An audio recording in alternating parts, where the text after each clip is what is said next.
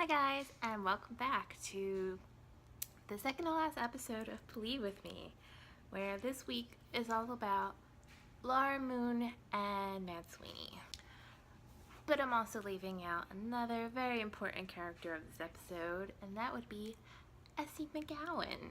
Essie McGowan is portrayed by Emily Browning, who portrays Laura Moon. So the show doesn't identify if it's technically that Laura is a descendant of Essie, or that it's just that they share a lot of similarities, which I'm thinking it's more of that. So we see Essie McGowan in Ireland as a little girl learning about the fairy tales and the fair folk and the leprechauns, and her life isn't an easy one.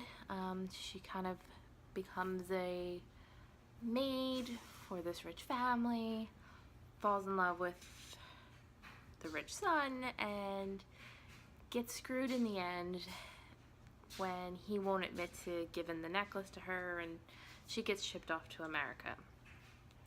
But to backtrack a little bit, throughout all of this craziness, her life as a maid and everything that's going on, she still,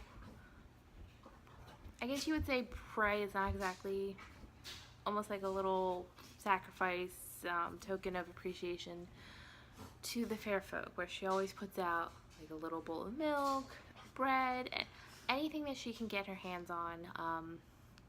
And then we even see her one day give a gold coin as a gift, which is the infamous gold coin that Mad Sweeney now holds dear, and is actually the coin that is inside of Laura Moon. Essie gets sent off to America like a lot of criminals, or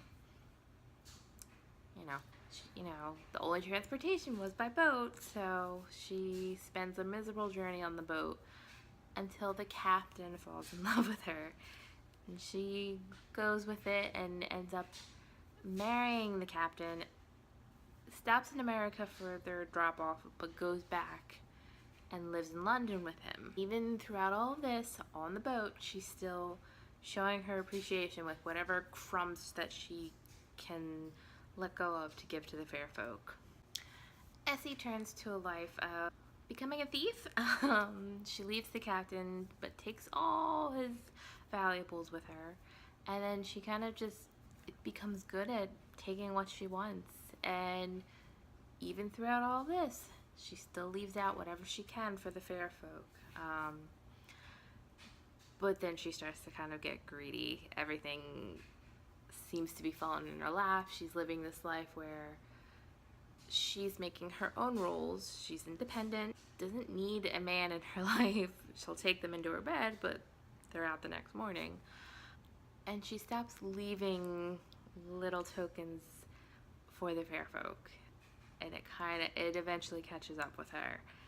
And one day at the market, she gets caught stealing, and she gets tossed into jail. Here's the first time that Essie meets Mad Sweeney, but she never sees his face because he's in the jail cell next to her. But he kind of, he's like, I can tell by your voice who you are and what kind of person you are, and they basically spend most of the night talking, and she tells him, she's like, well, I've been to America, and what I saw was pretty nice. She's like, but I wasn't there long enough. And Mad Sweeney's like, well, it's a place that people can make themselves over. And I think he kind of plants a seed in her mind that she needs to go back there. The next morning, she tries to start talking with him again, and Mad Sweeney is not there. But the warden comes in, and of course, he thinks Essie is pretty, so she realizes what she has to do, which is sad because it's still a thing that a lot of women probably have to do now sometimes. But it was especially prevalent back then, where that was sort of the only recourse women had to get out of situations. And this time she sleeps with the warden and becomes pregnant. So the original plan was that they were going to just hang her. But since now that she's pregnant, they decide, you know what, we'll go back to what your original sentence was and we're shipping you off to America. And you're not doing anything to get back on the ship back. So she does, and it's a pretty horrible journey for her to America. She says in her voiceover that, you know, she still has nightmares about this time on the ship, and you know, you see her cradling her belly and just trying to figure out how to get through every day until they get to America. But she's not alone on this ship as much as she thinks she is. In the beginning of the episode, when Anubis first starts telling the story, we see a glimpse of Mad Sweeney is actually on the boat as well, going to America. We are getting the story of how Mad Sweeney came to America, but it's kind of in bits and pieces told through Essie's story, because we see him kind of first materialize when Essie leaves the gold coin. And that's when kind of Essie's more on his radar, and he's the one that's kind of been with her this whole time. So let me roll back to Laura Moon and Mad Sweeney in the present. They stop at another place so that Salim can pray, and it's actually where there's this huge statue of a white buffalo, the one that we have seen in Shadow's dreams. But his was more animated. This one's solid in statue. You know, Mad Sweeney's pissed about it, and he goes stomps off, and Laura follows him, and she sees him talking to Mr. Wednesday's crow, or Raven, I'm sorry, and she starts kind of making fun of him, and then starts badgering him for more information, and she eventually gets out of him that they're headed to the house on Standing Rock. So she goes off and tells Salim this information. She's like, you know what, you're free to go.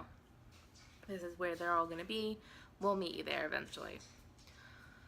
Salim wastes no time and bolts it out of there. And he basically kind of curses Mad Sweeney and tells him he's a horrible man and just bolts. And then Laura decides to kind of follow in Essie's footsteps and steal an ice cream truck. And then the boy that's driving the truck, he doesn't own it, of course, and he's like, well, wait a minute. He's like, I don't care if we steal the ice cream truck, you just gotta make it believable so my boss doesn't get too mad at me. And he's like, can you punch me? And Mad Sweeney's like, alright, I'll do it. And he's like, wait, no. Can the girl do it? And Mad Sweeney's like, oh, no, you don't want that. Which, obviously, we've seen what Laura can do with a punch and a kick. So yeah, he doesn't want that. Now the trio is a duo, and they're off on the road trip. And Laura has now made the ice cream truck like a walk-in freezer. So Mad Sweeney's breath is literally like seen, and he's shivering. And then they get into an accident.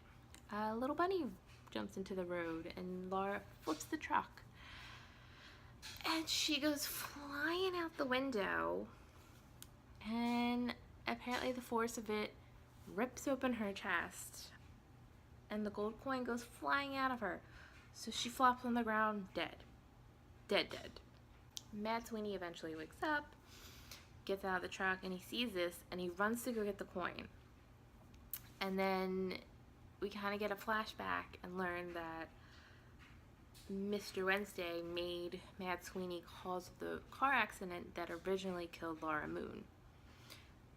And even on that night, he felt very guilty about it, and it's now kind of doubling its efforts on Mad Sweeney. And back in the present, he kind of curses at himself, and he goes and puts the gold coin back in Laura Moon. So we're seeing this much softer side to Mad Sweeney that most people haven't realized up until this point.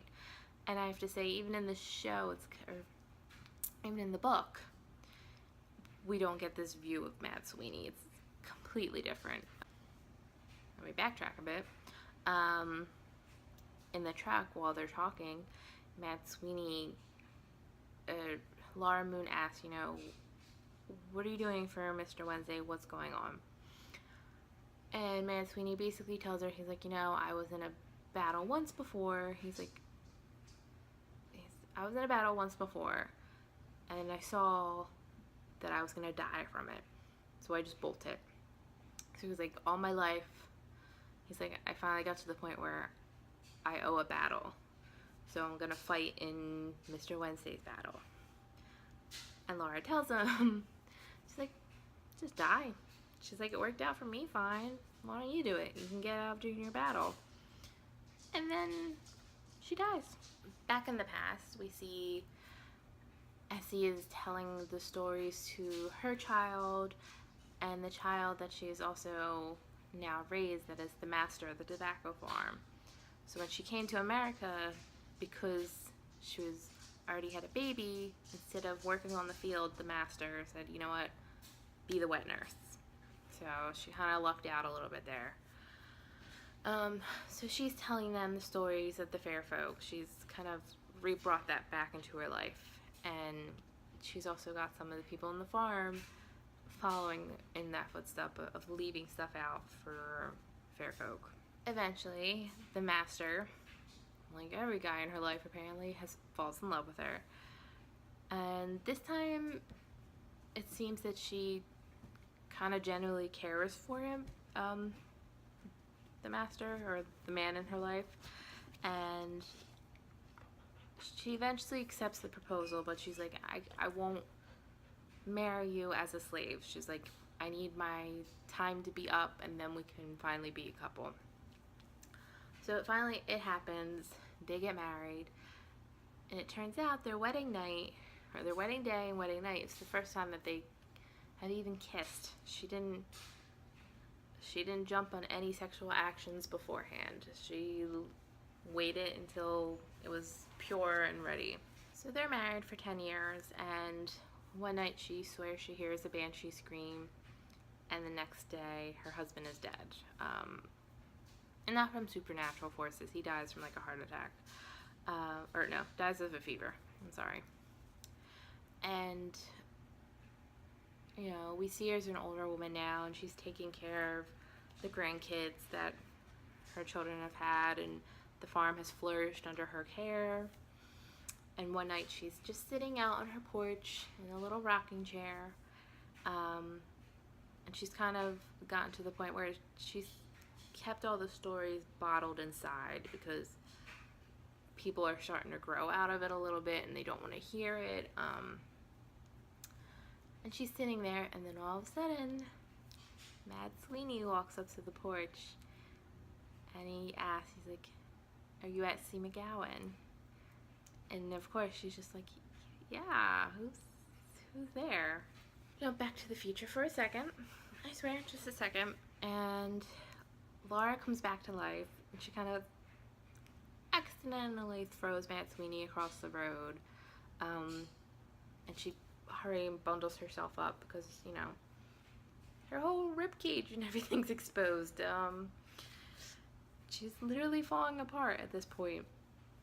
She goes over to the truck, she pushes it back up right way, and she immediately yells at Mad Sweeney to get in the car. They gotta get back on the road. And you can see Mad Sweeney kind of like, oh God, like what did I do? Back in the past, we see Mad Sweeney pretty much tell an elderly Essie McGowan, she's the reason that he's there, that he followed her from Ireland to America. He wouldn't have made it without the treats and gifts that were left out for him. And you just see Essie's face kind of like drop, because all her life, she's believed in the fair folk, and now she's actually getting acknowledged by that life that she's cared about. And so Mad Sweeney says, will you take my hand? And she does, and he leads her out into the fields. And then we hear from Anubis that the next day her body was found in the fields, just still warm, but that she had passed away. So I've seen on the internet that this episode's kind of a split for people, where some people love it and some people just thought the writing went wackadoodle a little bit. Sorry for the phrase. I personally loved it. I really love the route that the writers are taking these two characters who didn't have much of a background or story in American Gods. Like I said, I care more about Mad Sweeney now, and I even care about Laura, which in the book you're just like, okay, whatever, they pop up, they're gone. They're interesting, that's it. I feel like the show has really done a great service of kind of making me like the backstories more than what the primary story is right now. Don't get me wrong, I still love Shadow. Mr. Wednesday is pretty cool. But I'm really excited to see this show kind of explore all these characters and give us a separate kind of road trip on what Mr. Wednesday and Shadow are doing. I'd really be interested to see if they kind of deviate from the book and make it so that we kind of get a constant side-by-side story where Laura gets resurrected by Jesus, which I'm assuming is Jesus, and that her and Mad Sweeney kind of go on their own adventure, and basically that she's still trying to help Shadow, but she's now gotten a new purpose with Mad Sweeney. So the next episode is the finale already. It seems really crazy that it's gone that fast, but eight episodes go pretty fast.